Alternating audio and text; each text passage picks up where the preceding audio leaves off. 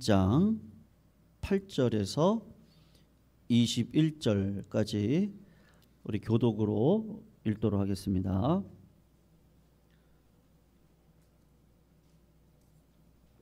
(21장) 8절에서 21절까지입니다. 8절 제가 먼저 읽겠습니다. 아이가 자라매 젖을 떼고 이삭이 젖을 떼는 날에 아브라함이 큰 잔치를 베풀었더라. 사라가 본즉 아브라함의 아들 애굽 여인 하갈의 아들이 이삭을 놀리는지라. 그가 아브라함에게 이르되 이 여종과 그 아들을 내쫓으라.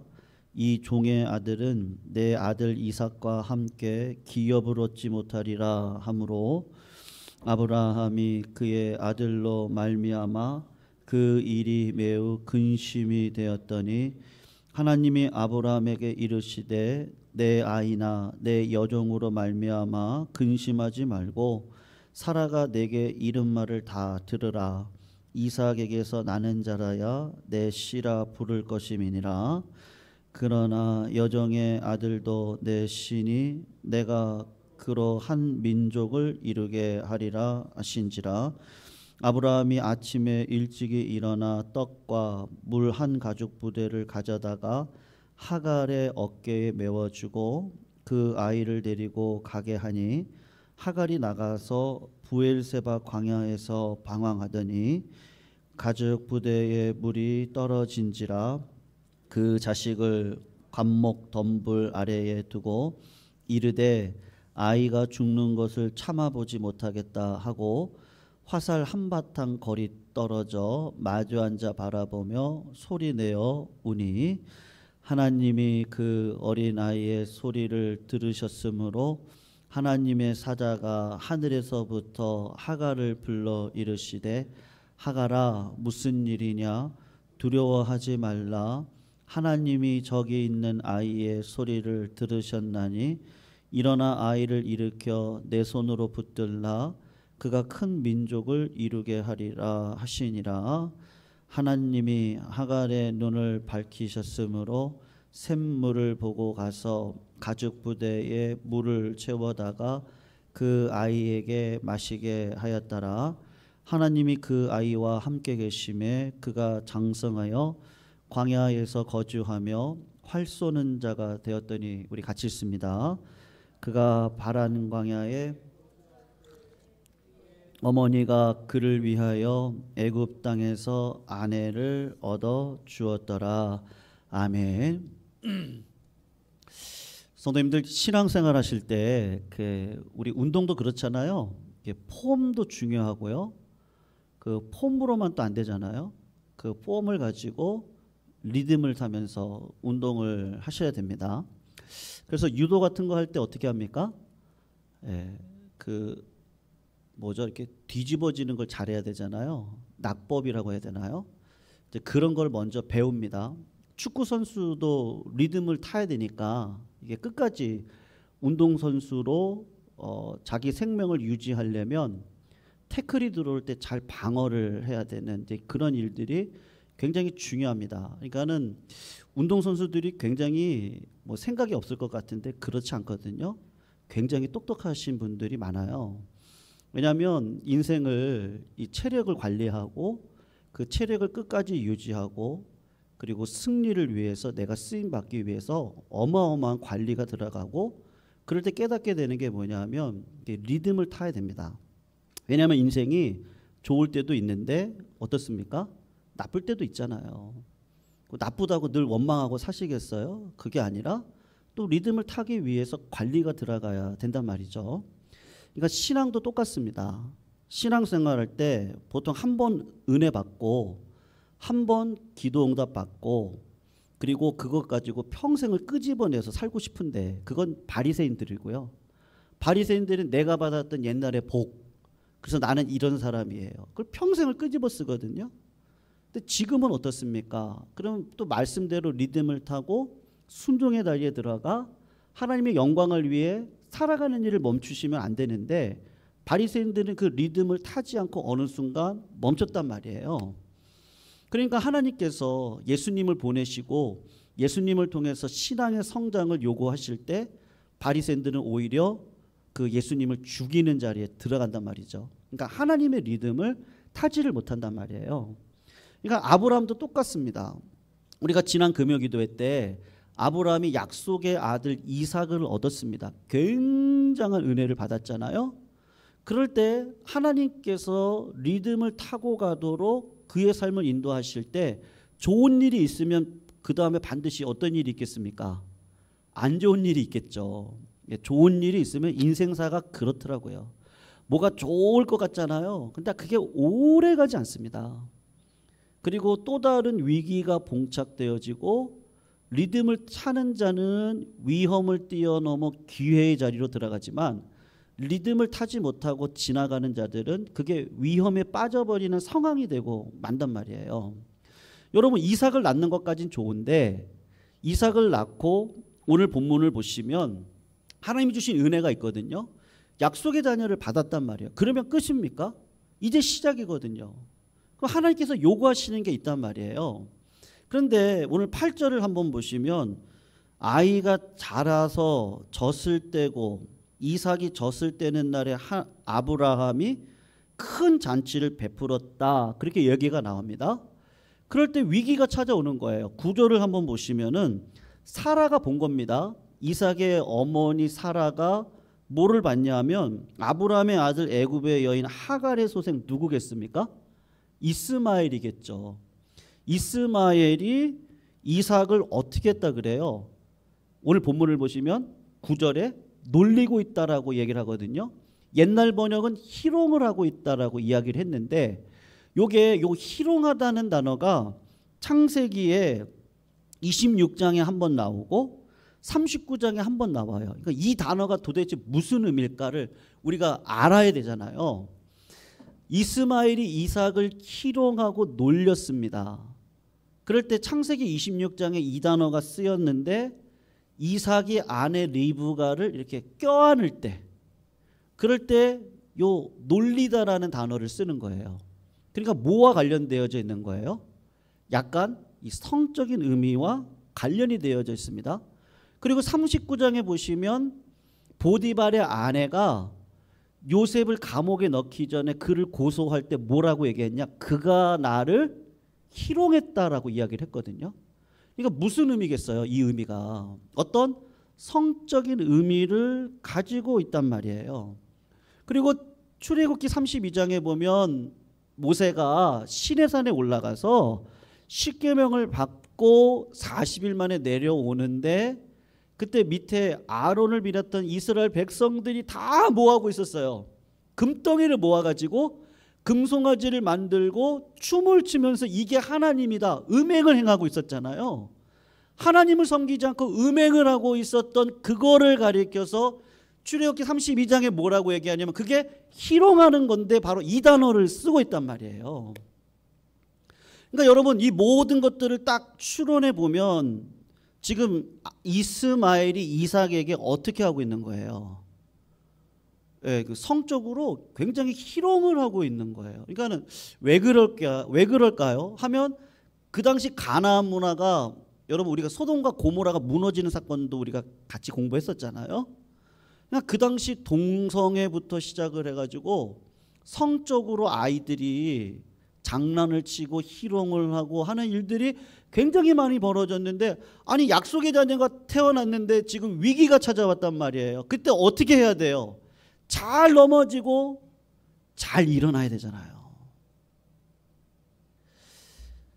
여러분 아브라함의 입장에서 보면요 이삭도 내 아들이지만 누구도 내 아들이에요. 이스마엘도 내 아들이에요. 굉장히 고민될 것 같아요. 내가 다 자식이잖아요. 자식은 진짜 나의 분신과 같은데 사라가 뭐라고 이야기를 하죠? 오늘 본문을 보시면 한번 보세요. 10절을 한번 보시면 사라가 아브라함에게 이르되 이 여종과 그 아들을 어떻게 하라 그러죠? 내쫓아라. 그 종의 아들은 내 아들 이삭과 기업을 얻지 못하겠다. 이렇게 이야기를 하고 있단 말이에요. 여러분 이스마엘을 10여 년을 키웠습니다. 그 아이가 내 후손이라고 생각을 하고, 그 아브라함에게 약점이 뭐냐? 하나님께서 아들을 주겠다고 그랬는데 하나님이 안 주시잖아요. 그러니까는 내 종 엘리에셀이 내 가업을 이어받아야 되겠습니다. 그러다가 하갈을 통해서 아들 이스마엘을 낳고, 그 당시 법으로는 그냥 괜찮거든요. 여종을 통해서 태어난 아들이라도 내 아들이에요. 그러니까 이 아들을 가업을 이어가게 하면 됩니다. 그렇게 행복하게 살았어요. 근데 하나님이 개입하셔서 아브라함의 이름을 아브라함으로, 사레의 이름을 사라로 바꿔가시면서 불가능한 가운데 아들 이삭을 딱 주셨단 말이에요. 그러니까 아브라함의 입장에서 보면 얘도 내 아들이고 얘도 내 아들이에요. 근데 여러분, 나이가 들수록 그 남자가 여자 이깁니까? 네? 어때요? 저는 이기는 남편 거의 못 봤어요. 네. 나이가 더 드실수록요. 노년의 연령으로 들어가실수록 저는 때리는 아내도 봤어요. 그래가지고 찾아오셔가지고 아내가 저를 때린다고. 물론 이제 농담이었습니다만, 그러니까 아내가 이렇게 힘이 더 세지는 거죠. 남자들이 힘이 약해지고. 뭐 그런 나이는 아닙니다만 사라가 아들 이삭을 위해서 이스마엘을 내보내라고 할 때, 하갈을 내보내라고 할 때 아브라함의 마음이 어떻겠습니까? 11절을 보시면 아브라함이 그 아들을 위하여 이 일이 깊어 어떻게 했어요? 근심이 되었다. 이렇게 이야기를 하고 있습니다. 여러분, 이게 지금 뭐를 이야기하는 걸까요? 예? 이게 뭐를 얘기하는 거예요? 지금요? 첫 번째 교훈은 하나가 있거든요. 성도님들, 하나님 앞에 우리가 기도하잖아요. 뜻을 구하잖아요. 그럴 때 하나님께서 저희들에게 요구하시는 게 있거든요. 지금 사라가 요구했습니다. 그러니까 사라가 결단한 거예요. 이 가정 가운데 이런 일들을 보고 죄악이 들어오잖아. 집안에 죄악이 들어오니까 결단을 딱 내려서 이 여종과 이스마엘을 내쫓아야 됩니다. 그러니까 하나님의 뜻이 아니니까 사라가 이야기를 한단 말이에요. 그 다음에 하나님이 개입해 들어오시거든요. 이게 무슨 의미냐면요, 우리 집안에 무슨 일이 있어요, 아니면 우리 공동체에 이제 앞으로 뭘 이뤄가야 돼요. 그럴 때 하나님께서 어떻게 역사하셔요? 결단이 필요하다니까요. 내가 무슨 일을 할 때, 그리고 오래 기도했잖아요. 내 가족을 놓고 자식을 놓고 공동체를 놓고 오래 기도합니다. 그럴 때 여러분, 회개가 생명이거든요. 사실은 내가 바뀌어야 돼요. 내가 바뀌지 않고는 하나님이 요구하시는 게 누구냐? 저예요, 나. 그러니까 본인이, 우리 성도님들 다 각자거든요. 각자가 결단하셔야 돼요. 각자가 말씀의 순종의 자리에 들어가셔야 돼요. 그래야 하나님이 개입하셔서 아브라함에게 찾아오셔서, 야, 네 아내의 말이 맞아, 순종해. 자식을 어떻게 그냥 그냥 물자루 하나에다가 음식 그냥 며칠 먹으면 끝날 거 이거만 딱 쪄주고 그냥 광야로 보내버려요. 분명히 죽는 거죠. 근데 하나님이 나타나셔서 뭐라고 얘기하죠? 내가 네 이스마엘도 책임질 거야. 그렇게 이야기를 하시거든요. 그걸 믿었어요. 근데 그 일이 일어나기까지 이 가정 가운데 어떤 결단이 있었어요? 잠언 31장에 보면 현숙한 여인에 대해서 이야기가 나옵니다. 여러분, 남자보다 여자가 똑똑해요. 여자가 훨씬 더 지혜로워야 돼요. 여자를 통해서 이 가정 가운데 결단이 들어가고, 그러니까 하나님이 개입을 그때 하시고 아브라함에게 찾아가셔서 이야기하시고, 그리고 이 가정 가운데 있는 이 죄악, 가나안의 문화 말이에요. 이게 들어와 있잖아요. 이거를 쫓아내야 돼요. 잘못된 습관들, 잘못된 전통들, 이런 것들을 내 마음 가운데 있는 거 다 쫓아내셔야 돼요. 예전에 뭐라고 해야 될까요? 뭐 어떤 분들은 뭐 우리 가족의 신앙생활요, 우리 교회가 뭐 이렇게 신앙생활을 해왔고요. 네. 뭐 저도 그래요. 뭐 저희 집안에 뭐 이런 신앙생활들. 근데 지금 와서 이렇게 곰곰이 생각을 해보면 참 부족한 게 많았다. 네. 우리 부모님들의 기도가 신비적인 것도 있었고, 네. 부족해요.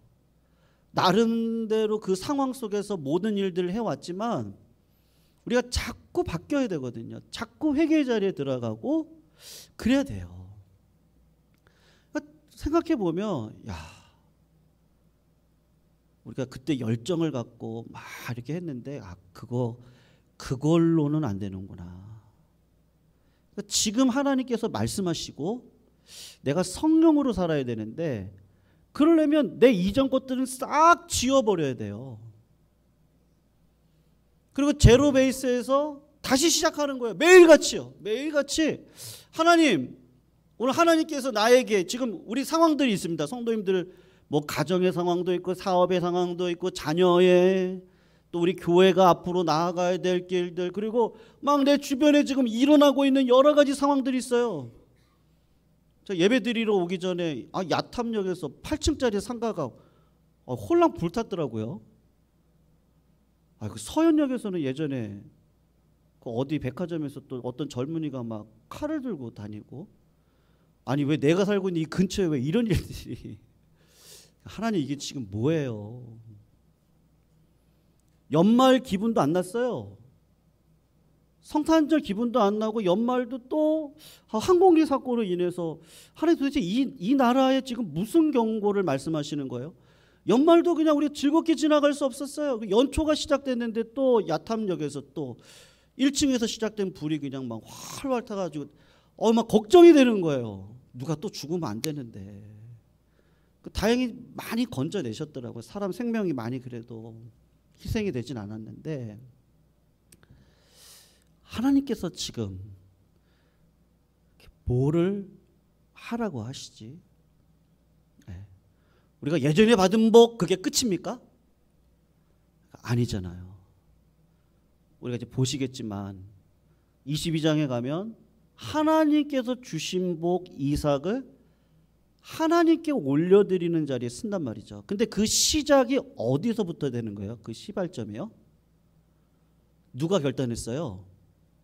사라가 결단했고, 그때 하나님이 개입해 들어오셔서 아브라함에게 믿음의 언약을 다시 주시고, 그리고 아브라함이 순종해서 내 안에 있는 이 육신적인 것들을 회개하고 내어놔 버리고, 그리고 이 과정을 어떻게 하세요? 정결하게 하시는 거예요. 그래야 하나님께서 어떻게 하십니까? 역사에 가시는 거죠. 그런 걸 생각하면 나는 가난할 수밖에 없다, 이런 생각이 들어요. 진짜 애통한 것밖에 없죠, 사실은. 예전의 복으로 내 앞으로의 삶을 책임질 수 있는 사람이 누가 있겠어요? 누가 있어요? 누가? 물질이 내 생명을 책임져 줍니까? 내 건강을 책임져 줄 수 없어요. 예전에 내가 응답받은 것이 내 삶을 보장해 줍니까? 그렇지 않잖아요. 그때는 부족한 가운데 하나님이 마치 아브라함에게 믿음이 없는데도 불구하고, 거짓말했음에도 불구하고 주셨던 복일 수도 있죠. 그걸 하나님 앞에 영광 올려드리지 못했죠. 오히려 분열의 씨앗이 되었잖아요. 근데 하나님이 이제 어떻게 하시는 거예요? 이삭을 주고 난 다음에는 이 가정 가운데 뭐를 요구하세요? 믿음의 결단을 요구하시는 거예요. 그렇지 않고는 하나님이 역사하실 수가 없으니까요. 예수님의 제자들을 생각해 보세요. 예수님이 죽을 때까지 그 사람들은 이기적으로 살았어요. 주님이 왕이 되면 누가 좌우편했을까? 누가 칭찬받을까? 예수님이 너무너무 답답한 거예요. 그러니까 미리 얘기하시죠. 너희들, 내가 십자가에 달려 죽을 때 너희들 다 떠날 거야. 그리고 어떻게 하세요? 주님이 베드로를 찾아오시잖아요.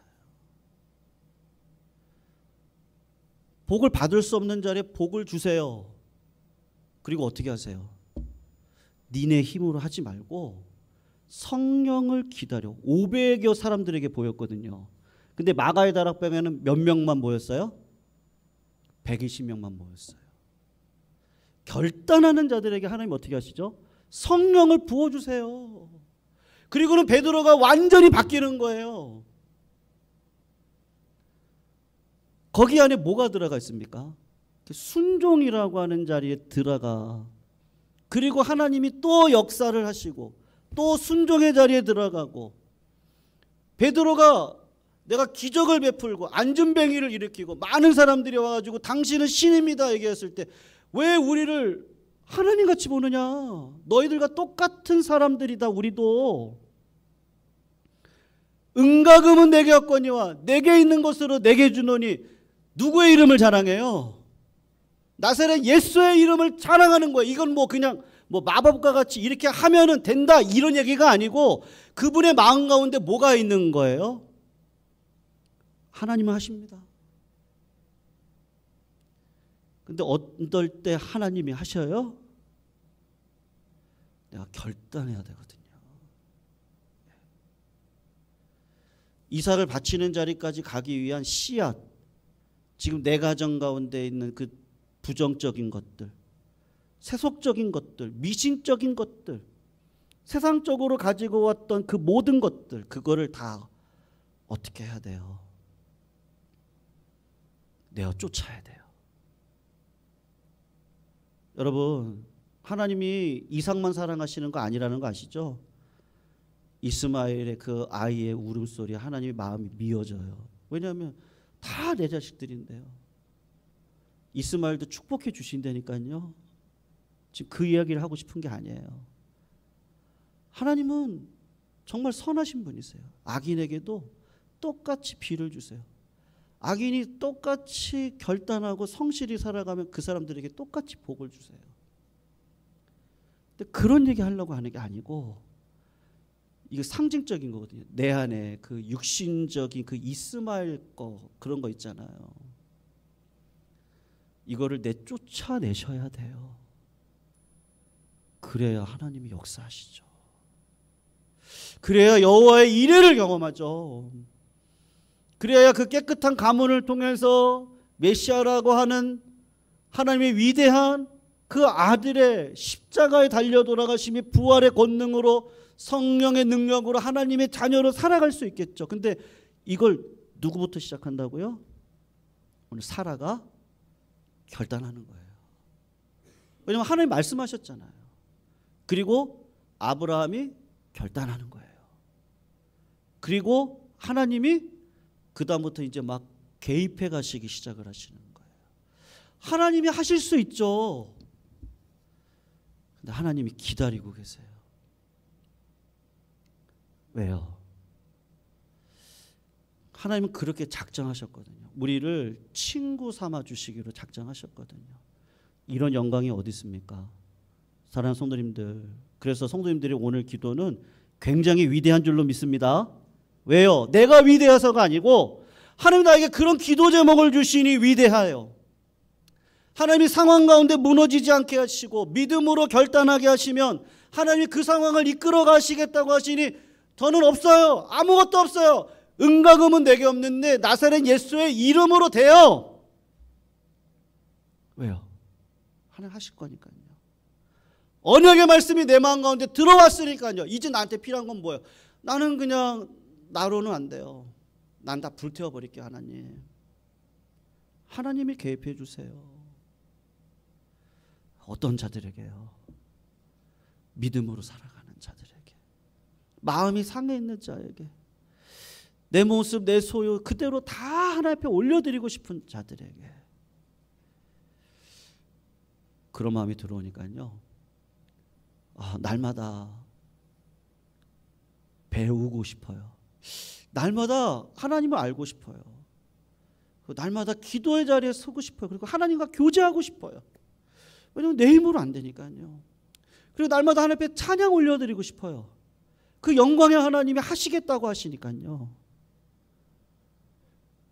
여러분, 이거는 혼자 결단으로 하는 게 아니에요. 저도 결단하고요. 우리 성도님들도 결단하시기를 주님의 이름으로 축원합니다. 맞아요. 넘어질 때가 있겠죠. 하나님 살아계신가 그런 생각이 들 때가 있겠죠. 그러나 그 리듬 놓치지 마시자고요. 넘어져도 주님이 오른손 내미셔서 붙들어 주세요. 그 리듬을 또 타시자고요. 물에 빠져갈 때가 있죠. 근데 주님은 또 오신다니까요. 그 리듬을 또 타시자고요. 성도님들, 상처받지 마시자고요. 우리 다리 부러지지 말자고요. 네. 하나님께서 우리를 끌어가실 거예요. 그 리듬을 타고 걸어가시는 믿음의 종들이 다 되시기를 축원합니다. 말씀 생각하면서 찬양 2개가 생각났거든요. 우리 찬양 같이 한번 이어서 부르시고 같이 기도하시겠습니다.